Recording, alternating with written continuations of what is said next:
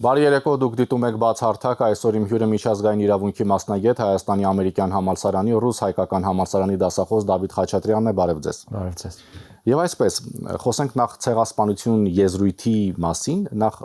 մենք շատ հաճախ լսում ենք Կիևից, որ Ռուսաստանն իրենց նկատմամբ, ուկրաինացիների նկատմամբ իրականացնում է ցեղասպանություն, մենք նաև տեսնում ենք, որ տարբեր միջազգային կառույցներ հայտարարում են, որ Գազայում է նմանատիպ մի երևույթ տեղի ունենում, առհասարակ սկսենք հենց այս երևույթներից եւ ինչ ասել է ցեղասպանություն, որ դեպքում է տեղի ունեցածը համարվում ցեղասպանություն։ Շատ հետաքրքիր հարց է, միջազգային իրավունքը ցեղասպանությունը կարգավորող շերտերից մեկն է։ Ցեղասպանության երևույթը միայն միջազգային իրավունքի խնդրի առարկա չէ, բայց մեր տեսանկյունից, միջազգային իրավունքի տեսանկյունից ցեղասպանությունը հիմնականում երկու տարածական գործիքներով կամ իրավական գործիքներով է կարգավորվում։ Դրանցից մեկը ցեղասպանության կոնվենցիան է, այսպես ասած, որը ավելի, եթե բացենք, ցեղասպանության հանցագործության կանխարգելման եւ պատժի կոնվենցիան է։ Սա սահմանում է միջպետական պարտավորություններ, այսինքն այս կոնվենցիան վերաբերում է միայն պետություններին, անհատներին չի վերաբերում։ Ցեղասպանության կոնվենցիան իր երկրորդ հոդվածում սահմանում է, թե ինչ է ցեղասպանությունը ցեղասպանության կոնվենցիայի նպատակների համար։ Հաջորդ հոդվածը, երրորդ հոդվածը սահմանում է այն արարքները, որոնք կոնվենցիայի ներքո հանդիսանում են պատժելի արարքներ։ Սա պետությունների պարտավորությունների տեսանկյունից կա եւս մեկ հարթություն, որը սերտորեն կապված է առաջինի հետ, բայց նույնական չէ։ Այսպես կոչված միջազգային քրեական իրավունքի հարթությունն է։ Միջազգային քրեական իրավունքը այս դեպքում արդեն վերաբերում է անհատներին,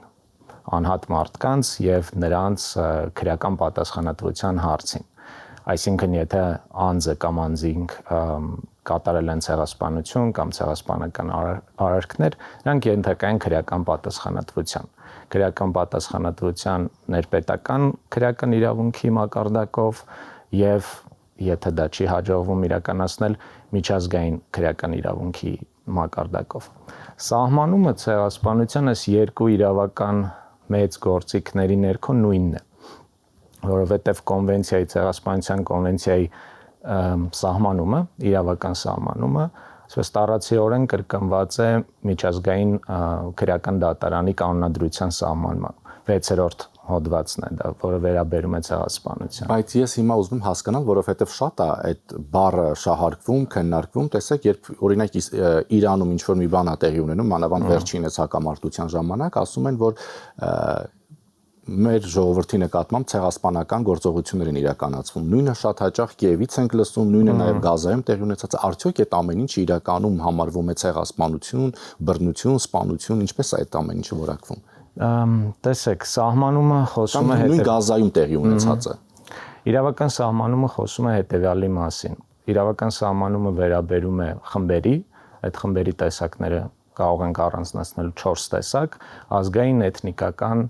խմբեր, կրոնական խմբեր եւ ռասայական կամ ցեղական։ Հիմա այս խմբերի ամբողջական կամ մասնակի ոչնչացման միտումը, դիտավորությունը եւ դրան ուղեկցվող, դրա նպատակով իրականացված քայլերը, օրինակ այդ խմբի անդամների սպանությունը, լուրջ մարմնական վնաս պատճառելը կամ հոգեկան վնաս պատճառելը, ինչպես նաև օրինակ մանկածնության կանխումը, երեխաներին մեկ խմբից վերցնելը եւ բռնի կերպով մեկ այլ խմբի հանձնելը, ստեղծել կյանքի այնպիսի պայմաններ, որ դա միտված լինի տվյալ խմբի մասնակի կամ ամբողջական ոչնչացմանը։ Այս ամենը ցեղասպանության սահմանման տակ ենք ընկալում։ Հիմա մենք ունենք իրավական սահմանում եւ իրավական սահմանում, այսինքն կիրառելի իրավունքը, պետք է կցենք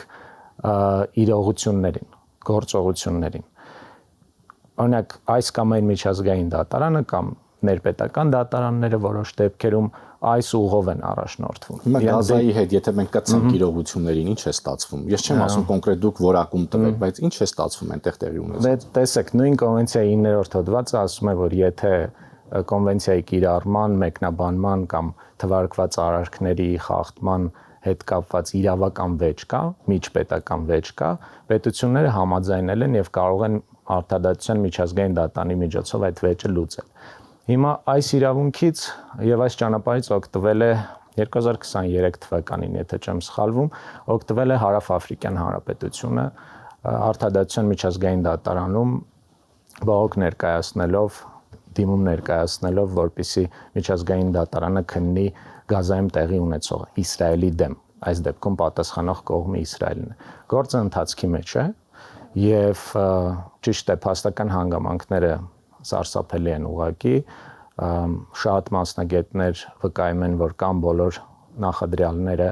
փաստական իմաստով, արարքների իմաստով, սպանություններ, բռնի տեղանություններ, հրահրել եւ այլն։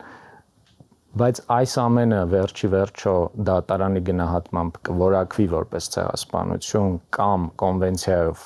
արգելված որևէ այլ արարք, սա դեռ ապագայի հարց է։ Այսինքն դատարանն է որոշել։ Այո, ամենադժվար կողմերից մեկը թերևս կարծում եմ գործընկերներս կհամաձայնեն, ամենադժվար կետերից մեկը այդ այսպես կոչված dolus specialis կամ հատուկ դիտավորության, հատուկ մտադրության ապացուցումն է։ Սա իրենից ենթադրում է, որ ցեղասպանություն իրականացնողը կամ ցեղասպանական գործողություններ իրականացնողները ունեցել են հատուկ այդպիսի դիտավորություն։ Այսինքն խմբին, մասնակի կամ ամբողջովին որպես այդպիսին վերացնելու, ֆիզիկական ոչնչացնելու, ֆիզիկապես ոչնչացնելու մտադրություն։ Մենք գիտենք, որ նույն հայոց ցեղասպանության թեման պարբերաբար հայտնվում է Իսրայելի քաղաքական օրակարգում։ Նախ ինչ անել, որ թեման առհասարակ չդառնա քաղաքական շահարկումների կամ շանտաժի թեմա, որովհետև մենք շատ լավ հասկանում ենք, որ տարիներ շարունակ երբ այդ թեման հայտնվում է օրակարգում, ինքը մեկ այլ լրիվ այլ նպատակ ունի։ Երբ լարվում են Իսրայել-Թուրքիա հարաբերությունները։ Գիտեք, ինձ թվում է հնարավոր չէ դրանից խուսափել։ Միջազգային հանրության քննարկման առարկա է հայոց ցեղասպանության հարցը, ինչպես նաև ցանկացած ցեղասպանության հարց։ Հետաքրքիր երևույթ կա այստեղ միջազգային իրավունքի տեսանկյունից ցեղասպանության, թույլ տվեք այսպես ձևակերպել, շատ կենցաղային ցեղասպանության տերը միայն տուժող ազգը, տուժող պետությունը չէ։ Իրավունքի տեսանկյունից ցեղասպանությունը այնպիսի զարհուրելի հանցագործություն է, որ այն ոտնձգում է միջազգային հանրության հանդեպ։ Հետևաբար ցեղասպանության կոնտեքստում, ենթատեքստում արդարադատության յետևից կարող է գնալ սկզբունքորեն ցանկացած պետություն։ Սա չի վերաբերում միջազգային դատարան գնալուն, որովհետև դատարան գնալու համար ամեն դեպքում պետությունների, բոլոր պետությունների համաձայնությունն է պետք, թե պատասխանողի, թե դատարան գնացողի։ Բայց այս իրականության մեջ, երբ հայոց ցեղասպանությունը դառնում է միջազգային հանրության քննարկման առարկա, կարծում եմ հնարավոր չի խուսափել, իզոլացնել, մեկուսացնել ցեղասպանության քննարկման հարցը եւ պարտադրել, որ ցեղասպանությունը քննարկվի կամ չքննարկվի կոնկրետ պետության կողմից եւ կոնկրետ ձևով եւ կոնկրետ նպատակների համար։ Կարծում եմ միջազգային հարաբերություններում այդ պատեհականության խնդիրը այդքան էլ մեծ խնդրեմ չի։ Բայց դուք որպես միջազգային իրավունքի մասնագետ չեք կարծում, որ այս դեպքում, որովհետև 20-30 տարի երբ հարցը քննարկվում է, ինքը իրականում քաղաքական նպատակով է քննարկվում հենց։ Այո, եւ դա իրողություն է։ Այսինքն մենք այսօր վախենամ թիվս սխալվել, բայց 30-ից ավել, 3 տասնյակից ավել պետություններ կան աշխարհում, ինքնիշխան պետություններ, որոնք ճանաչել են այս կամ այն ձևով ճանաչել են հայոց ցեղասպանությունը եւ կարելի է ասել, որ նրանցից յուրաքանչյուրը այս կամ այն չափով քաղաքական պատեհության, քաղաքական հարմարության շատ տարբեր աստիճաններով դրանցի այդ երևույթներից դրդված եւ դրանցով պայմանավորված որոշում է կայացրել։ Այսինքն հազիվ թե մենք կարող ենք հույս ունենալ, որ ցանկացած պետություն, որը կճանաչի ապագայում հայոց ցեղասպանությունը, առաջնորդվելու է զուտ եւ սոսկ միջազգային բարոյականության սկզբունքներով, չի բացառվում, բայց վստահաբար օրինակ այդ 3 տասնյակից ավել պետություններից որոշները նաև գուցե իրենց շարժառիթները համեմել են աշխարհակաղակական հարմարության խնդիրներով, որը իմ կարծիքով որևէ խնդիր չի հարուցում։ Սա նորմալ գործընթաց է։ Պարոն Խաչատրյան, ինչ տարբերություն օրինակ, եթե անգամ Իսրայելը ճանաչի հայոց ցեղասպանություն, նախ դա ինչ կտա մեզ, Եվ ինչ տարբերություն ճանաչի Իսրայելը, թե օրինակ Իսպանիան։ Շատ հետաքրքիր է։ Իրական ես ամեն ինչի մասին փորձում եմ միջազգային իրավունքի տեսանկյունից մտածել։ Զուտ ճանաչման երևույթը, ճանաչման ինստիտուտը շատ հետաքրքիր է միջազգային իրավունքի ներքո, որովհետև բավականին սահմանափակ երևույթ է։ Այս համատեքստում առանց խորանալու միջազգային իրավունքի մանրուքների մեջ, այս համատեքստում ավելի շատ սա քաղաքական եւ աշխարհաքաղաքական խնդիր է, քան իրավական։ Բայց իմ կարծիքով գոնե, սա մասնավոր կարծիք է, Իսրայել պետությունը արդեն ճանաչել է Հայոց ցեղասպանությունը։ Ինչու՞, որովհետև ես առաջնորդվում եմ միջազգային իրավունքի հետաքրքիր մեխանիզմով, որը կոչվում է վերագրելիություն, կամ այդպես կարելի է թարգմանել։ Այսինքն գործադիր իշխանության արարքները վերագրելի են պետությանը։ Հիմա կառավարության մակարդակով, արտգործնախարարի հայտարարությամբ կառավարության մակարդակով Իսրայելը հունիսի 28-ն էր, կարծեմ, հայտարարեց, որ կառավարությունը մտադիր է Կնեսետին, պարլամենտին ներկայացնել ճանաչելու գործընթացը։ Եվ կառավարության մակարդակով գոնե կարելի է ասել, որ Իսրայելը ճանաչել է Հայոց ցեղասպանությունը, հետևաբար քանի որ կառավարության արարքները վերագրելի են Իսրայել պետությանը կամ ցանկացած պետության, ուրեմն ես կասեի, որ Իսրայելի պետությունը արդեն ճանաչել է Հայոց ցեղասպանությունը։ Բայց դա ինչ է տալիս Հայաստանի Հանրապետությանը։ Տեսեք, մեծ հաշվով։ Եվ ինչ տարբերություն էլի եմ ասում, Իսրայել թե Իսպանիա։ Կարծում եմ Իսրայելի դերը ավելի պատմական է, պատմաքաղաքական է, ինչ որ իմաստով նաև ժառանգության Իսրայելի ժողովրդի ժառանգությամբ է պայմանավորված հոլոկոստի փաստով եւ այլն, եւ դրանից բացի այն այսպես միշտ եղող հարցի, շոկային հարցի, որ ինչպես է, որ ամենաշատը ցեղասպանությունից դժուժած ժողովուրդներից մեկը հետևողականորեն հրաժարվում է ճանաչել եւ ընդունել Հայոց ցեղասպանության փաստը Օսմանյան կայսրության եւ նրա իրավահաջորդ Թուրքիայի կողմից։ Կարծում եմ սրանով է նաև պայմանավորված սրա կարևորությունը, ավելորդ է ասել նաև հիշել նաև Իսրայելի տարածաշրջանային կարևորությունը, Իսրայելի ունեցած տարածաշրջանային նշանակությունը։ Հետաքրքիր է, բայց Իսպանիան եւս չի ճանաչել Հայոց ցեղասպանությունը։ Ես դրա համար այդ համեմատությունը վերեցի։ Բայց սահմանադրական ավելի ցածր մակարդակով,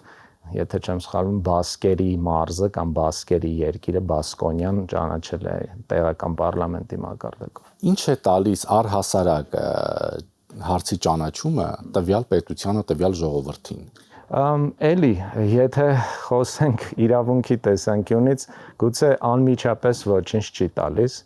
բայց մի հատ հետաքրքիր բան կա։ Պետությունները միակողմանիորեն կարող են ստանձնել միջազգային պարտավորություններ։ Եթե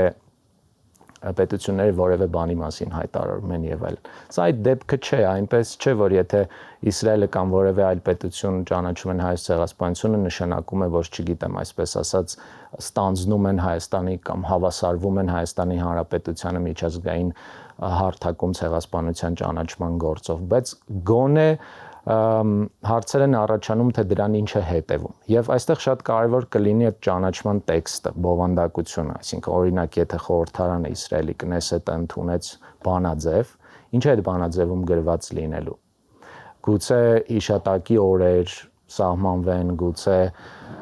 կրթական համակարգում որոշակի փոփոխություններ արվեն, եւ էլի այստեղ համեմատական պետք է տանենք, բոլոր երկրները, ովքեր ճանաչել են, բնականաբար միատեսակ տեքստով եւ բովանդակությամբ չեն ճանաչել Հայոց ցեղասպանությունը։ Օրինակ Շվեյցարիան, Կիպրոսը, Սլովակիան, Հունաստանը այս կամ այն ձև, այս կամ այն մեխանիզմներով ու ճանապարհով քրեականացնում են մերժումը Հայոց ցեղասպանության։ Նման փորձ արվեց իհարկե 11 ու 16 թվականներին նաև Ֆրանսիայում, հետո Սահմանադրական դատարանը թույլ չտվեց դա հաստատվի, ինչևէ, նաև սա ուրիշ ուղղություն ունի։ Պետք է դիտարկել, կարծում եմ, Թուրքիայի Հանրապետության ժխտողականության համատեքստում, որտեղ ժխտողականությունը քաղաքական ամուր, լավ մտածված ռազմավարական քաղաքական կառուցակարգ է։ Եվ ցանկացած պետության ճանաչման ակտ, գործողություն այդ կառուցակարգի հիմքերը գոնե մի փոքր թուլացնում է կարծում եմ։ Տեսեք, դուք ձեր խոսքում էլ ասացիք, որ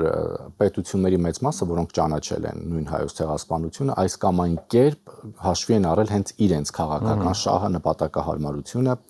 բայց մենք շատ հաճախ գիտենք, որ առհասարակ նման երևույթների նկատմամբ երկակի ստանդարտներ աշխարհում կան։ Օրինակ, մենք տեսնում ենք նույն Ուկրաինայի նկատմամբ ինչ վերաբերմունք է դրսևորվում, բայց տարիներ շարունակ Սիրիայում տեղի էր ունենում այդ նույն բռնությունները, այդ նույն սպանությունները, բայց մենք երբևէ չենք տեսել կամ ամեն դեպքում այդպիսի ցայտուն հայտարարություններ չեն եղել, որ Սիրիայում այս պահին տեղի է ունենում ցեղասպանություն։